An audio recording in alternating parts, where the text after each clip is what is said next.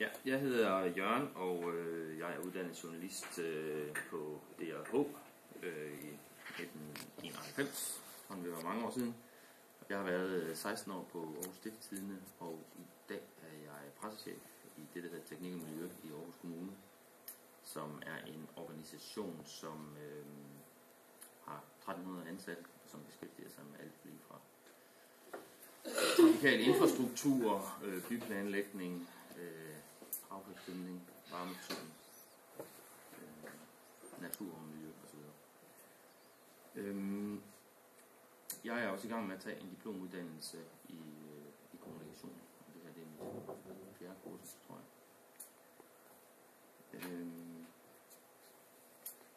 Jeg har i teknik og miljø, der har jeg det overordnede ansvar for kommunikationen i afdelingen, og det er sådan meget på det strategiske plan. Jeg deltager i ledermøder og sørger for koordinering til den politiske ledelse og laver kommunikationsplaner, pressestrategier, uddannelse af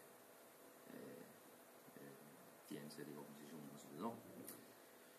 Og derudover så har jeg også noget at gøre med pressebetjeningen af rådmanden, som er den politiske chef. Min brug af sociale medier, den begrænser sig hovedsageligt til private, hvor jeg på Facebook har en Twitter-profil, jeg forsøger at få lidt i gang, som Grit driller mig lidt med, en gammel kollega på Stiftstidende.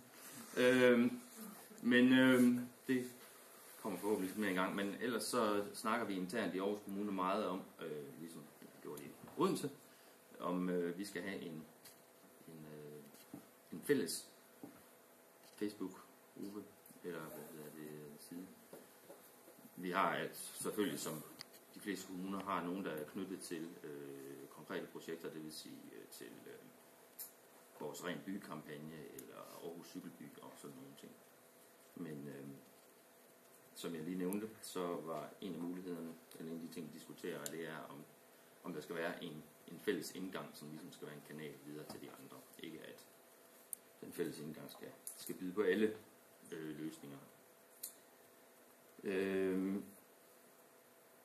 En af de store udfordringer, vi har i forbindelse med det der med sociale medier, som har jo selvfølgelig ikke kun i offentlige virksomheder, også i private, men det er det her med, hvor mange ressourcer man vil bruge på det. Og det er meget af det, vores chefer de tæller på knapperne. Jamen, skal vi så ikke have en, der sidder og er på hele tiden, hvis vi har det og så videre. Det er sådan nogle af de ting, jeg gerne vil høre lidt om på det her kursus i hvert fald. Det er sådan, hvad kan man risikere at skulle bruge af ressourcer på det. Når der nu er, at de melder ind om, at man kan få lov at melde ind, om der er huller i vejen, og de vil gerne svare hurtigt. Borgerne skal vi så sidde og simpelthen lige præcis vide, at hullet i Havrumsvej, det bliver fyldt op fredag i næste uge, eller hvordan det er. Det var den der Aalborg Kommune. Aalborg Kommune har et eksempel på det, yes. Jeg har så kun hørt om det ene eksempel.